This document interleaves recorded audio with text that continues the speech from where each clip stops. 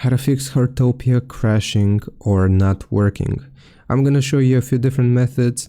For the first one, if it lets you load up the game itself, you want to load up Heartopia, and from the top right corner you will see repairs. Once you click on repairs, you will get this screen attempting to clean up update files to fix version mismatch issues. After the cleanup, the game needs to be restarted.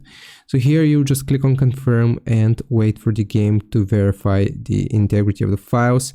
If it doesn't let you access the game at all, or it doesn't load at all, you will then go into your iPhone settings. Right here you will use the search bar to search for iPhone storage. Just click on iPhone storage and you want to find Heartopia from the list of applications, and you will offload the application.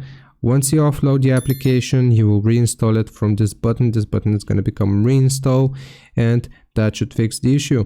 Hope this helps. Leave a like and sub. I'll see you next time.